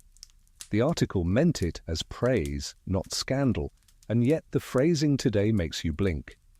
Imagine describing your roommate with that level of intensity. It's the sort of language that would send your group chat into meltdown. Historians still argue whether most Boston marriages were sexual in the way we would define queerness now. Some scholars insist that it's anachronistic to read modern categories into past lives, warning that doing so erases the unique cultural frameworks of their time. Others argue the opposite, that to deny the possibility of sexuality is itself a form of erasure, a refusal to see queer history where it truly existed. The debate rages in academic journals and in archives where faded letters blush with phrases like yours forever and my beloved. You slip into one such archive now where the air smells of dust and glue. You lean over a glass case displaying a bundle of letters tied with ribbon. The handwriting curls across the page in ink that has browned with age. Words leap out: kiss, longing, devotion. Were they innocent? Were they coded? You cannot be certain, and that uncertainty is part of the story. Reality check. You probably wouldn't survive trying to settle this question once and for all. Imagine sitting with 500 pages of correspondence and having to mark each as friendship or romance. The ambiguity would drive you to tea and biscuits within an hour. Yet for the women themselves, the ambiguity was survival. It allowed them to live openly enough to avoid constant suspicion, but privately enough to keep the deepest truth of their love safe. You picture a Boston parlor, curtains drawn, fire flickering low. Two women sit together, one resting her head lightly on the other's shoulder. They do not name it because naming it would be dangerous, but their silence says more than any word could. Outside, the world might reduce them to caricature or elevate them to symbol, but here, in the dim glow of the fire, they are simply themselves. And in that space between what is spoken and what is left unsaid, you see the blurred line of queerness. It is not a flaw in the story, but the heart of it. You pause here, letting the ambiguity swirl around you like mist off the Charles River, and you realize that scholars have been circling this very fog for decades. In lecture halls and academic journals, debates about Boston marriages continue, echoing with as much passion as the whispers that once followed the women themselves. Mainstream historical fact. In the 1980s and 1990s, feminist historians began reclaiming Boston marriages as an early form of lesbian history. Lillian Faderman's influential work argued that these relationships were not just convenient friendships, but genuine partnerships that challenged the compulsory heterosexuality of their era. Other scholars, however, pushed back, cautioning that romantic friendship was a distinct cultural phenomenon and that projecting modern categories like lesbian onto the past risks distorting what these women actually experienced. Here's your quirky tidbit. One historian joked at a conference that Boston marriages were Schrödinger's relationships, simultaneously platonic and romantic, until you open the box, at which point half the audience gasps and the other half shakes their heads. The quip stuck, and you can almost imagine professors scribbling it in their margins for future lectures. Historians still argue whether the ambiguity was deliberate strategy. Some suggest these women consciously used the cultural cover of romantic friendship to cloak relationships that would otherwise have been condemned. Others believe the ambiguity wasn't disguise at all. It was simply how they understood their own bonds. After all, if society had no word for your experience, how else could you describe it but in the language of love and friendship combined? You sit quietly in a library, listening to the scratch of scholars' pens. One insists that diaries with phrases like eternal devotion must be read as evidence of lesbian love. Another counters that without explicit confessions it is impossible to make such claims. They argue, they footnote, they sigh, and as you watch, you realize their debates mirror the very same tension that neighbors felt in Boston a century earlier. The question lingers, how do you name what resists naming? Reality check. You probably wouldn't survive one of these academic conferences without drifting off after the third PowerPoint slide titled Problematizing the Terminology of Intimacy.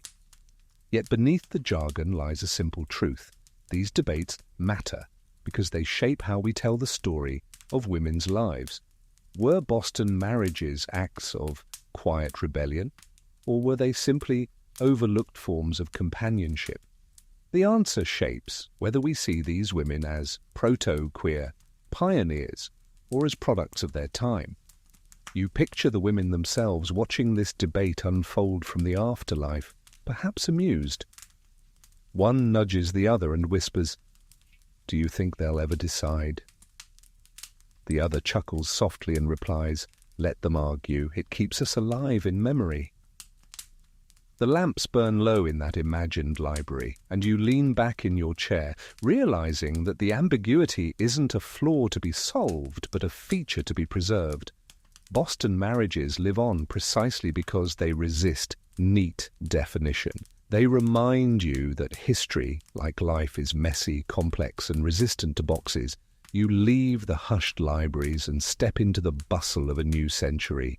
The sidewalks clatter with bicycle wheels, streetcars rumble, and shop windows gleam with advertisements for typewriters, corsets, and hair tonics. Women stride with more confidence now, their skirts slightly shorter, their movements less bound. This is the age of the new woman, and she carries Boston marriages into a fresh, more daring light. Mainstream historical fact: the new woman was a cultural figure of the late 19th and early 20th centuries, educated, independent, sometimes working for wages, often unmarried, and eager to challenge old norms. She wore bloomers, rode bicycles, and read Ibsen. Many who fit this label lived with other women, choosing female companionship over traditional marriage. Critics often conflated Boston marriages with the new woman phenomenon, as if two symbols of change had fused into one. Here's your quirky tidbit. Satirical magazines mocked the new woman endlessly. Cartoons showed her puffing on cigarettes, neglecting babies in favor of books, or terrifying men with her bloomer-clad legs. One popular joke claimed that soon men would be knitting while their wives ran for Congress. Imagine that punchline landing at the dinner table with a knowing laugh, yet also a pang of nervous truth. Historians still argue whether the new woman's visibility helped normalize Boston marriages or made them seem even more threatening. On one hand, the cultural image of female independence created space for partnerships outside of marriage. On the other, critics lumped these women together as symptoms of decline, first bicycles, then trousers, then living with other women, and finally, civilization's collapse. You picture two women wheeling their bicycles down Commonwealth Avenue, skirts tucked carefully, cheeks flushed with exertion. Passers-by glance with disapproval, muttering about lost modesty. But the women don't slow. They laugh, push off, and pedal hard, the wind tugging at their hats. Independence is no longer confined to drawing rooms. It flashes boldly in public. Reality check. You probably wouldn't survive a mile on one of those heavy 19th century bicycles. Iron frames, no gears, solid rubber tires. The ride was more punishment than pleasure. And yet women embraced cycling as a symbol of freedom, a way to move through the city without chaperones or schedules. That physical autonomy mirrored the emotional autonomy of Boston marriages, to steer your own path with your chosen companion riding alongside. You slip into an apartment filled with books, cigarette smoke curling in the air. A typewriter clatters as one woman drafts a speech for suffrage, while her partner lounges nearby, critiquing her phrasing. Their partnership looks modern, even bohemian. They host gatherings with other new women, filling evenings with debate, laughter, and the occasional scandalous glass of wine. The household hums with energy, as if the future itself has been invited in for supper. Outside, critics fret. Ministers warn from pulpits that women's independence is tearing the family apart. Editorials bemoan the loss of true womanhood. But inside, the new women sip their coffee, lace up their cycling shoes, and plan their next lecture. They embody the evolution of Boston marriages, no longer confined to whispers, but riding boldly into public life, bloomers and all. You turn off the grand avenues of Boston and into quieter residential streets where the scandal of Boston marriages plays out not in newspapers or novels, but in whispers exchanged over garden fences. Imagine neighbors leaning over wrought iron railings, their voices low, eyes flicking toward the townhouse across the street. Inside, two women share a home. To some it looks admirable, efficient, tidy, respectable. To others it looks suspicious, even unsettling. Mainstream historical fact. Neighbors' reactions to Boston marriages varied widely. In some communities, the women were accepted as pillars of respectability, hosting teas and donating to charities. In others, they were the subject of gossip and ridicule, their every move scrutinized.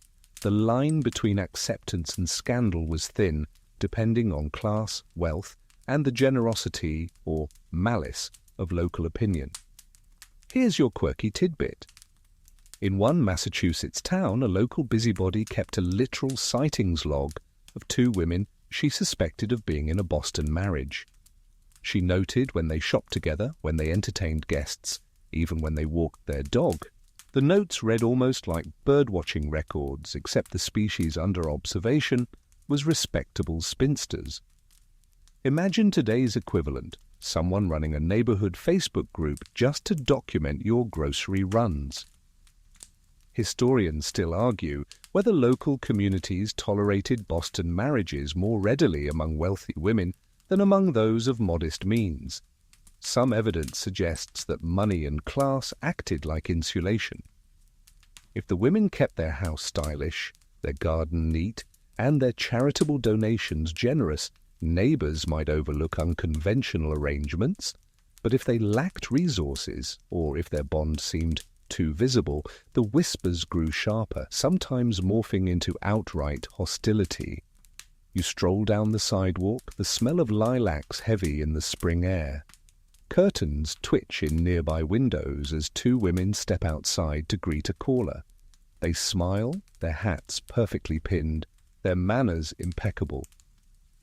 The caller accepts their hospitality without hesitation. But after he leaves, the neighbors murmur, "Did you notice how she poured the tea, as if she were the mistress? Did you see how the other looked at her?" Every detail becomes fodder for speculation. Reality check.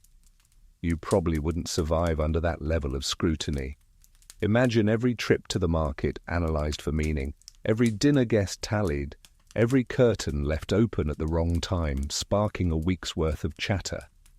And yet many women endured it, choosing to live openly enough to claim respectability, but discreetly enough to avoid outright scandal. It was a delicate balancing act, like walking a tightrope in high-buttoned boots. You can almost hear the sounds of the neighbourhood, a horse snorting as it pulls a milk wagon, children calling to each other in the street, the faint clatter of dishes from open kitchen windows. Beneath it all runs a current of judgment, invisible but palpable. For every neighbour who admired the women's independence, another muttered about impropriety. Yet the women continued, walking side by side down the street, letting the whispers trail behind them like the rattle of carriage wheels fading into dusk. And in those quiet streets you see how scandal was less about what these women did and more about what others imagined. You leave the lilac-scented streets and wander into the cool hush of a church. Wooden pews creak as parishioners settle in, hymnals flap open, and the minister ascends the pulpit with a solemn look. His voice rises measured and grave, weaving scripture into warning. He does not name names, but the congregation knows what he means. The sermon is about unnatural intimacies, about women stepping outside the holy order of the household. He insists the family is under siege, and the implied culprits are not drunkards or gamblers this time. It is women who live together without men. Mainstream historical fact. Religious leaders in the late 19th and early 20th centuries often condemned Boston marriages, couching their disapproval in moral and biblical terms. Ministers and priests warned that such unions threatened the sanctity of marriage and the stability of the Christian home.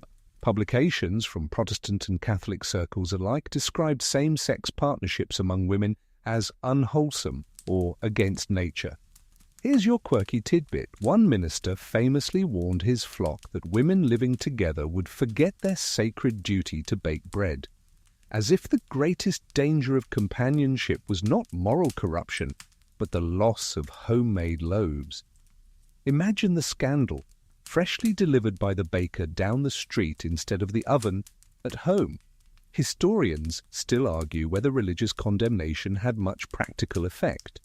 Some scholars believe sermons genuinely heightened suspicion and hostility toward Boston marriages.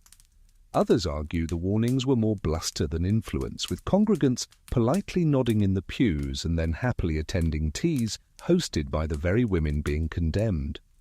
The historical record leaves it unclear whether pulpits stirred action or merely echoed anxieties already present.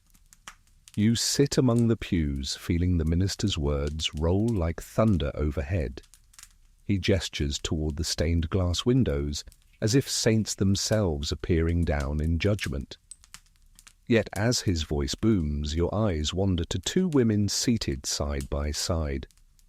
Their gloves nearly touch, their hymnals balanced together on the pew rail. They listen with composed expressions, not a flicker betraying what they think. When the congregation sings, their voices rise in harmony, unwavering as if to drown the sermon's sting. Reality check. You probably wouldn't survive the sheer length of these sermons. Ministers in that era often spoke for over an hour, weaving biblical exegesis with social commentary. Imagine sitting on hard wooden benches that long, your back aching, your stomach grumbling, only to hear yet another lecture on how bread baking equals morality. The endurance test was as much physical as spiritual. After the service, parishioners spill on to the church steps. Some glance at the pair of women with curiosity, others with kindness, a few with disdain. The minister shakes hands at the door, offering each woman a polite but pointed nod. They smile graciously, their posture unyielding, as if to say, "We hear you, but we remain." Then they step into their carriage, their hats tilted against the sun, and drive away together.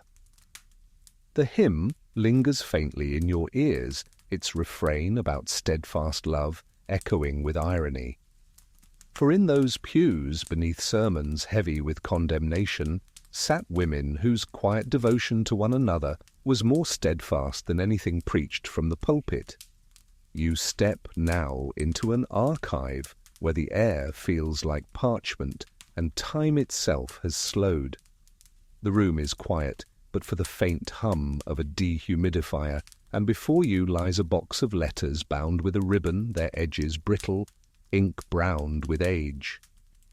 These are the traces left behind, the intimate words, the playful jokes, the everyday accounts that reveal Boston marriages not as abstract scandals, but as human lives lived in full. Mainstream historical fact. Many collections of women's letters survive in libraries and archives across the United States. Pairs such as Catherine Lee Bates and Catherine Coleman, or Jane Addams and Mary Rosé Smith, left correspondence that still pulses with warmth. These letters mix practicalities, health updates, travel plans, finances, with expressions of longing and devotion that sound unmistakably like love. Here's your quirky tidbit. Some women used humor as camouflage in their letters. They might sign off as your faithful husband or call themselves Mr. So-and-so, as if playing a private game of role reversal. It was a way to laugh at convention while sneaking truth past the eyes of potential censors. Imagine opening a letter that ends with, "Yours, always your devoted spouse. Don't forget to water the geraniums." It's tender and ridiculous all at once. Historians still argue how much weight to give these letters. Should they be read at face value as evidence of romance? Or should we treat them as products of a culture where flowery language between women was common?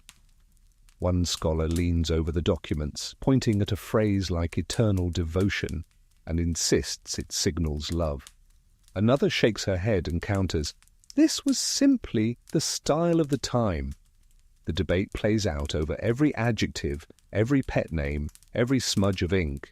You pick up one letter and read slowly. The handwriting is looping, careful. The evenings are so dull without you. I long for the sound of your laughter in these rooms. Hurry back, for the fire seems colder when you are away. The words press into you gently, insistent, and tender. It is not scandal, it is loneliness, intimacy, companionship. Reality check. You probably wouldn't survive trying to decipher all the handwriting. Cursive from the 19th century is an elaborate art, and half the letters look like tangled vines. Add the faded ink and occasional coffee stain, and you'd be begging for a typed transcript.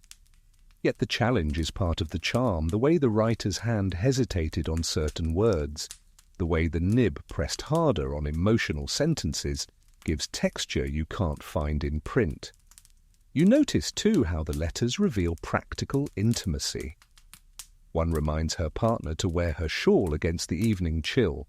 Another details expenses for their shared household. Affection runs side by side with domesticity, blurring love and logistics into one seamless fabric. As you set the letter down, the archive seems to hum with quiet voices. Each page you've read feels less like a scandal and more like a small defiance of erasure. These women may not have had the language we use today, but they wrote themselves into permanence anyway. Their ink outlasted their critics. Their paper survived the sermons and gossip. And their words, fragile but legible, reach across centuries to say, "We were here and we chose each other." You step out of the archives and onto streets humming with change. It is the early 20th century now, and the clatter of suffrage parades echoes down avenues lined with flags. Women march in white dresses, carrying banners demanding the vote. The world is shifting beneath everyone's feet, and with it, the meaning of Boston marriages begins to evolve. Mainstream historical fact. In 1920, the 19th Amendment to the U.S. Constitution granted women the right to vote. This legal milestone altered the landscape of female independence. Suddenly, women who had been living together for decades found themselves in a society where female autonomy was officially sanctioned, at least politically. The vote did not erase discrimination, but it did legitimize the notion that women could act as full citizens, an idea that rippled into the way Boston marriages were perceived. Here's your quirky tidbit. Some suffragists who lived in long-term partnerships were nicknamed the petticoat government by their critics. Newspapers joked that if women kept living together and voting together, soon they'd be running towns outright. Imagine the horror. 2 women balancing a town budget more efficiently than a room full of cigar-smoking aldermen. Historians still argue whether suffrage strengthened Boston marriages or weakened their distinctiveness. Some suggest the broader independence women gained made such partnerships less remarkable, just one of many new life paths. Others argue that visibility increased suspicion, as political enemies painted Boston marriages as evidence of women rejecting men altogether. In either case, the legal recognition of women's agency shifted the ground beneath these households. You picture the scene: 2 women in crisp white dresses leaving a polling station arm in arm, clutching their "I voted" slips. Neighbors nod politely, some with pride, others with pursed lips. The act of casting a ballot together is both ordinary and extraordinary, a public display of autonomy layered on top of their private defiance. Their partnership now carries the glow of civic legitimacy, though the whispers haven't vanished. Reality check. You probably wouldn't survive the logistical chaos of early suffrage celebrations. Imagine marching for hours in high-button shoes, corsets pinching, banners heavy, and no water bottles in sight. Yet women endured, and for many, their Boston marriages gave them strength. Having a partner to plan with, to debrief with, to laugh with at the end of the long day transformed activism from lonely battle to shared endeavor. The early 20th century also brought subtle shifts in how these relationships were described. Newspapers, emboldened by new discussions of psychology and sexuality, sometimes hinted more explicitly at the possibility of romance. Meanwhile, in academic and reform circles, women who lived together were often acknowledged simply as companions, their bonds normalized by decades of precedent. You walk past one of those households now, its curtains drawn against the winter chill.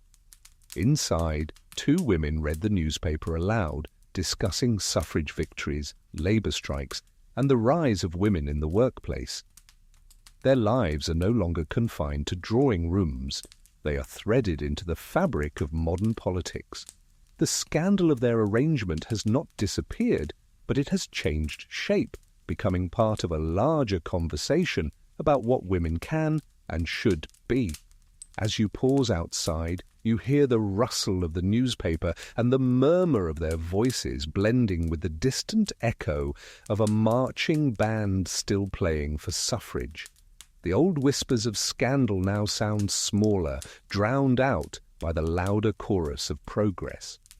You move deeper into the 20th century, where the very phrase Boston marriage begins to slip away like mist at dawn. The words that once provoked raised eyebrows and sly smiles gradually fade from common use, even as women continue to form households together. The term, once whispered at teas and printed in gossip columns, becomes a historical curiosity, a relic of a more euphemistic age. Mainstream historical fact: by the 1920s and 1930s, the cultural framework that had sheltered Boston marriages, romantic friendship, the new woman, the suffrage movement, was dissolving. Psychology, particularly the growing influence of Freud, reinterpreted same-sex affection through the lens of sexuality, often casting it as deviance. What earlier generations could dismiss as eccentric or quaint became, in the eyes of many, something pathologized. This shift made the phrase Boston marriage less useful, and gradually it disappeared from public discourse. Here's your quirky tidbit. One social commentator in the 1930s noted with mock sadness that Boston marriages had gone out of style, as if they were merely a fashion like bustles or parasols. Imagine flipping through Vogue and seeing a trend report. Out, parasols, lace gloves and Boston marriages. In, shorter hemlines, bobbed hair, and jazz clubs. Historians still argue whether the decline of the term reflected an actual decline in the practice or simply a change in how society talked about it. Some suggest that women were still forming long-term partnerships but no longer found cover in the old euphemisms. Others argue that increased social scrutiny and the rise of psychiatry made such relationships harder to sustain openly. Either way, the comfortable ambiguity of the past gave way to a sharper, often harsher vocabulary. You picture a pair of women in the 1930s sitting together in a modest apartment, listening to jazz crackle from a radio. They are no less devoted than their predecessors, but the world around them has changed. Neighbors no longer shrug and call them companions. Instead, they whisper darker words laced with suspicion and moral alarm. The scandal has not faded, it has hardened. Reality check. You probably wouldn't survive trying to keep up with shifting labels. One decade calls it friendship, another calls it a marriage, the next calls it pathology. Imagine filling out forms that keep changing categories just as you've learned the old ones. Yet for the women themselves, the labels mattered less than the daily reality of shared life, the meals, the laughter, the unspoken bond. As you wander through Boston in this new era, you notice the phrase has vanished from headlines and novels. The city hums with automobiles instead of horse-drawn carriages, neon lights flicker in place of gas lamps, and yet, behind apartment windows, two women might still be arranging flowers together, planning trips, or quietly growing old side by side. The difference is that no one calls it a Boston marriage anymore. The words have dissolved, but the lives continue, and in that silence you realize something profound. The disappearance of the label doesn't mean the disappearance of the love. You step forward again, this time into the 1970s, where the air smells of mimeograph ink, protest signs, and second-wave feminism. The streets echo with chants for equal pay, reproductive rights, and liberation.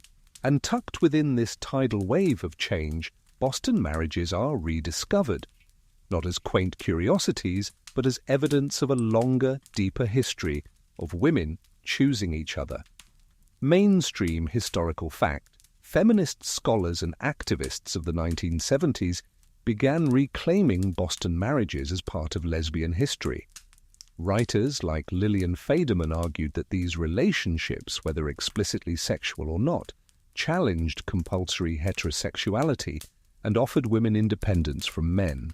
Suddenly, what had once been whispered about in scandalous tones was reframed as a proud inheritance, a lineage of resistance stretching back a century. Here's your quirky tidbit. Some lesbian collectives in the 70s joked about starting a new Boston marriage club, complete with tongue-in-cheek bylaws like members must share at least one cat or must own more books than kitchen appliances. The humour softened the edges of a serious point that women had always built chosen families, even when history tried to erase them. Historians still argue whether this reclamation oversimplified the past. Some critics claim feminists projected modern categories onto women who might not have thought of themselves as queer. Others insist that refusing to see queerness in those lives is its own form of erasure. The debate mirrors earlier ones, but with sharper political stakes. How we interpret Boston marriages shapes how we imagine women's history itself. You picture a feminist consciousness-raising group gathered in a living room. Posters of Angela Davis and Virginia Woolf hang on the walls, incense burns in an ashtray, and women sit cross-legged on the floor sharing stories. One holds up a photocopied article about Boston marriages, her eyes gleaming. "They were us," she says, her voice rising with conviction. Another nods fiercely, and in that moment, history feels less like dusty archives and more like living proof of survival. Reality check. You probably wouldn't survive the consensus-based meetings of some of these collectives. Imagine spending 6 hours debating the wording of a manifesto, fueled only by instant coffee and determination. Yet those endless conversations built something lasting, a reweaving of history that placed women's love and companionship at the center rather than the margins. As you linger in that living room, you hear the sound of typewriters clicking, pamphlets being folded, and laughter as women share both frustration and hope. Boston marriages, once dismissed as oddities, now stand tall as foremothers of modern queer identity.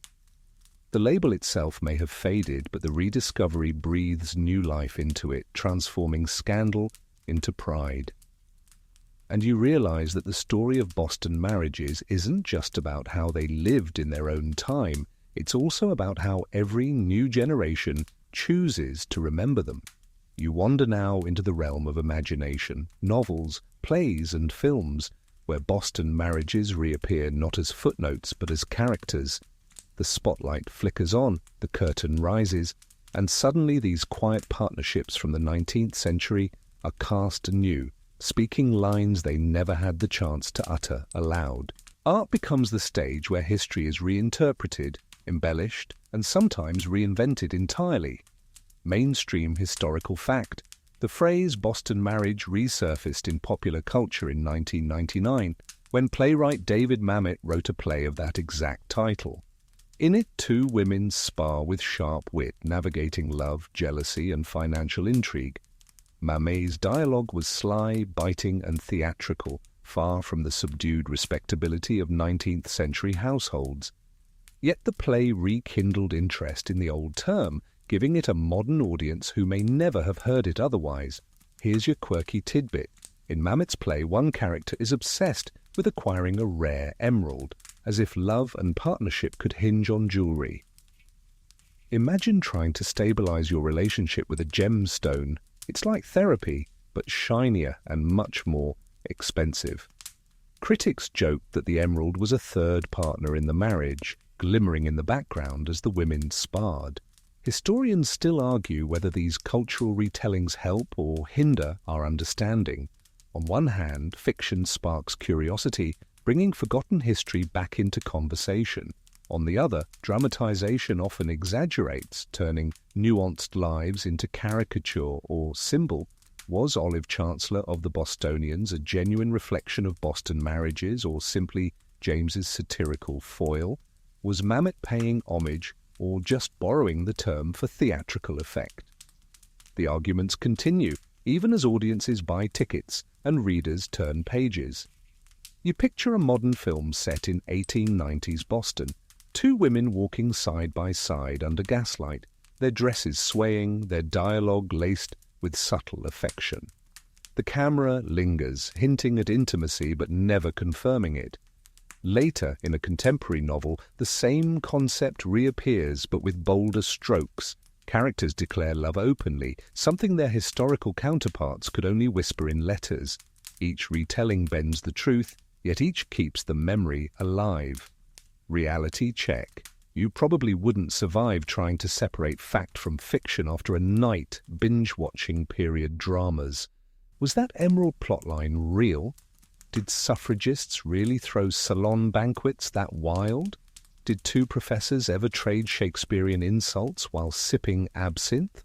The answer is often no, but the stories persist because they fill gaps that history left silent. As you leave the theatre in your imagination, the echo of applause still ringing, you realize that cultural retellings, whether in novels, plays, or films, aren't betrayals of history but extensions of it. They give voice to what archives often conceal. They make visible what once hid in coded letters and polite silences. And so, Boston marriages live again, flickering not only in dusty diaries but also under stage lights, on library shelves, and across movie screens, always shifting, always reminding us that what began as whispers in Boston parlors now belongs to the larger chorus of human storytelling. You drift now from the bright lights of theatres into the quieter rooms of the present day, where echoes of Boston marriages still hum beneath the surface of women's lives. Picture two women in a small city apartment, one watering plants, the other typing on a laptop at the kitchen table. Neighbours might call them roommates. Friends might call them companions. But in many ways they carry threads of that same tradition, choosing to build a household together, not because they must, but because they want to. Mainstream historical fact, scholars note that while the phrase Boston marriage has fallen out of common use, its spirit lives on in the concept of chosen families, queer domestic partnerships, and even in the growing number of women who co-own homes with friends or companions. Census data shows that women today are more likely to live independently or with other women, reflecting a cultural shift toward autonomy that Boston marriages foreshadowed more than a century ago. Here's your quirky tidbit. In recent years, real estate companies have noticed the trend of female friends buying houses together. Some agents have even nicknamed these arrangements modern Boston marriages when pitching to the press. Imagine scrolling Zillow with your best friend, realizing you can qualify for a mortgage together and accidentally stepping into a centuries-old tradition, just with better plumbing and Wi-Fi. Historians still argue whether it's fair to draw a direct line between Boston marriages and present-day partnerships. Some warn against flattening the differences. Today's women have legal recognition, LGBTQ+ rights, though uneven, and vocabulary their predecessors lacked. Others insist the continuity is clear. Women have always carved out lives together in defiance of expectation, whether they called it marriage, friendship, or simply home. You picture two retirees sharing a cottage by the sea, sipping tea on a porch as gulls wheel overhead. You see young professionals splitting rent in a city loft, their bookshelves merging into one. You see activists cohabiting while running non-profits, echoing the reformers of old. The forms have shifted, but the impulse to choose one another outside the sanctioned boundaries of heterosexual marriage remains. Reality check. You probably wouldn't survive trying to label every such arrangement. Imagine knocking on doors and demanding, are you friends, partners, co-owners, or all of the above? The answer would likely be a door shut in your face. The beauty lies in the ambiguity. Just as in 1890, the truth is often known only to those inside the household. You wander through a modern neighborhood at dusk. Behind one window, two women laugh over dinner. Behind another, they pack suitcases for a trip abroad. From yet another, you hear the strains of a piano. It looks so ordinary, so unremarkable, that you realize the greatest legacy of Boston marriages is their transformation from scandal to normalcy. What once sparked whispers now passes with little more than a shrug. And in that ordinariness lies a quiet victory. You arrive at the quiet close of this long wandering, where Boston marriages slip fully into memory, no longer scandalous, no longer whispered about in parlors, but folded gently into the larger quilt of history. The gaslights, the gossip, the clatter of carriages have faded. What remains are the shadows of women who chose each other and the lessons they leave behind. Mainstream historical fact. Today, historians recognize Boston marriages as part of the spectrum of women's history, queer history, and feminist history. The label may be obsolete, but the lives themselves were real, and they helped broaden the possibilities of companionship, family, and independence. Here's your quirky tidbit. Some tour guides in Boston still tell stories of the two ladies who lived together, pointing out townhouses on Beacon Hill as if they were landmarks equal to Paul Revere's Ride. Imagine taking a trolley tour and hearing about independence not just from Britain, but from husbands. The laughter of the guide mixes with reverence, a reminder that even scandal can mellow into heritage. Historians still argue about terminology, about how to interpret letters and lives. But what they agree on is this: Boston marriages remind us that people have always found ways to live authentically, even when society lacked the words or the willingness to acknowledge them. You picture a parlor dim with lamplight. Two women sit together, one leaning back in a rocking chair, the other mending a sleeve. The fire crackles low, their conversation meanders, and the world outside grows quiet. The scandal has burned away, leaving only the intimacy of chosen companionship. It is not radical, not strange, just human. Reality check. You probably wouldn't survive trying to summarize this story neatly, because life itself resists neatness. Boston marriages were many things at once: friendship, love, practicality, rebellion. They mattered not because they were identical, but because they were possible. Now the story softens and your steps grow slower. The clamour of sermons, the scratching of pens, the chuckle of caricatures, all fade into the background. What remains is a hush, the kind that fills a room after the last guest has left, when only two women remain, tidying the teacups and smiling at each other in the glow of the hearth. And so you drift into the wind down, the part where voices lower and time stretches like a cat before sleep. The scandal of Boston marriages was never really scandal. It was possibility. It was resistance. It was tenderness carved out of constraint. The world may have tried to laugh, to pathologize, to erase, but here you are, listening still. That too is a kind of survival. The lamplight dims, the curtains are drawn, the fire burns to embers. You let your breath slow, the rhythm of their quiet companionship wrapping around you like a quilt. The city outside hums faintly, but here, inside, all is calm. The story rests, as you should too. Let your shoulders loosen, your thoughts drift, your eyes grow heavy. History will still be here tomorrow, waiting. Tonight you can rest, knowing that love and defiance, no matter how whispered or disguised, have always found their way. Sweet dreams.